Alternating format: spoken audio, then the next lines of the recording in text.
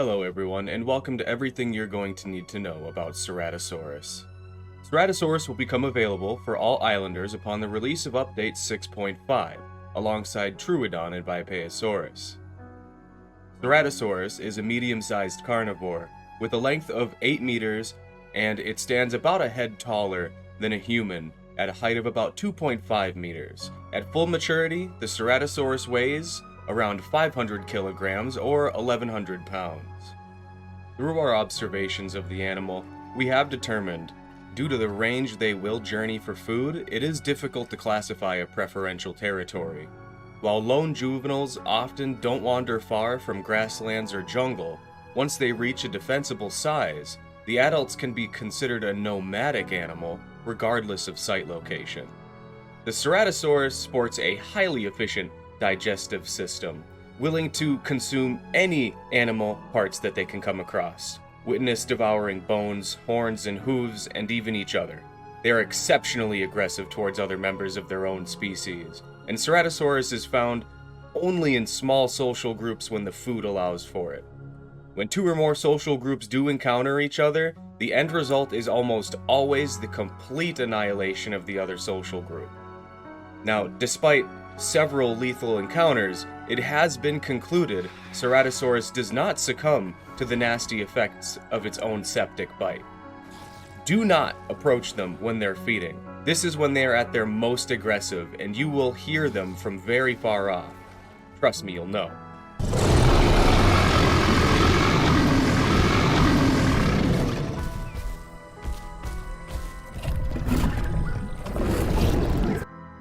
Now, our characterization of the Ceratosaurus has been built off of multiple observations where it has seemed to be quite the bully towards other specimens, exhibiting a threatening posture and vocalizing when another animal interrupts their feeding.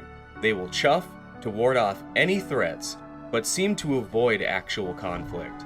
Ceratosaurus is an extremely durable animal, but pound for pound doesn't seem as adept at combat. With its shortcomings as a hunter, it excels beyond most as a scavenger.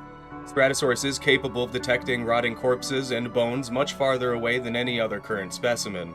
This easily acquired food for the animal allows the Ceratosaurus population to balloon quite quickly, so it is best that we maintain controls over their population. Their nature as a scavenger also loads its mouth with bacteria, giving this animal a septic bite. In this is where the real threat of Ceratosaurus lies. If any of you out there receive an injury from this animal, treat and disinfect the wound immediately. Now, for a theropod its size, the Ceratosaurus moves rather slow. However, this animal's attacks will land in rapid succession. Combining this with a septic bite makes this animal particularly difficult to deal with up close. And the Ceratosaurus will use this fierce nature to defend its feeding grounds, as this thing has an insatiable appetite. Given how far they will travel for food, once they're able to find a meal, they will devour it incredibly fast. This allows even a single Ceratosaurus to deplete the food value of a body with an alarming speed. And due to the amount of food they consume, sustaining large packs is quite difficult, leading to the small social groups mentioned above. This animal's food aggressive and forcefully chuffs when approached, so be sure to keep your distance.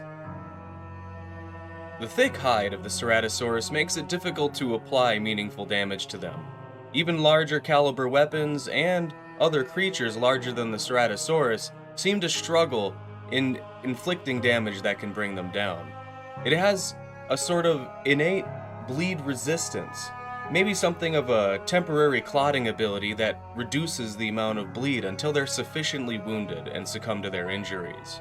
Also, the Ceratosaurus enters a sort of trance-like state while eating, allowing it to completely brush off minor attacks and harassment from smaller animals while focusing on their meal. Now, it is important here that we go into more detail about the Ceratosaurus' septic bite. It has been observed to have quite the nasty effect on other creatures. Ceratosaurus' mouth, after all, is teeming with bacteria from the rotting corpses they consume, and repeated attacks from this animal can cause vomiting in the animals that they attack, including animals larger than itself even. This is something that can only be solved by finding a salt lick or waiting out the effects.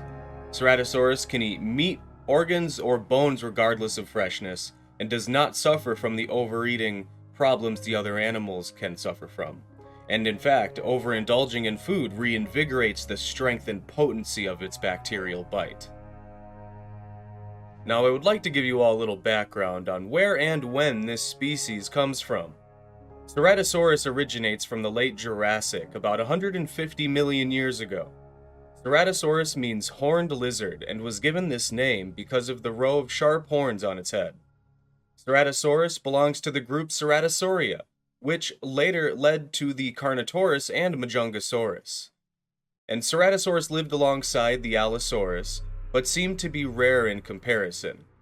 I mean, living in the Americas during the late Jurassic was hard, and Ceratosaurus was one of the bigger carnivores of its time.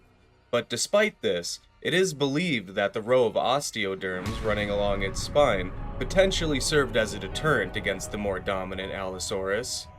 I'm sure 150 million years ago, Ceratosaurus would have been quite the beast to behold, but we no longer have to imagine that anymore. Reintroducing this species is a scientific achievement on par with splitting the atom. Our research here is going to change the world, and you would do well to remember that. Here at Apollo Engineering, we take our work very seriously. This record is meant as a preamble to the incredible amount of data and observations we'll be obtaining at time of release. Our current understanding is limited, and we're counting on you to help find that data we need. For example, we know little about how Ceratosaurus is going to fit into this ecosystem, how often it'll choose to hunt over scavenging.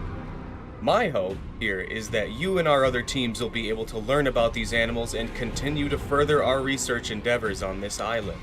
Please post all of your records in the appropriate sections below this video. Thank you all for your time. This has been Researcher Simmo, reporting to you from Apollo HQ. Please keep a close eye on your inbox for our next upcoming videos on Troodon, Diabloceratops, Gallimimus, and Herrerasaurus. Be sure to catch our last briefing on the Bipaosaurus as well, as you will not want to encounter them unprepared. Thank you all again for your time, and good luck out there.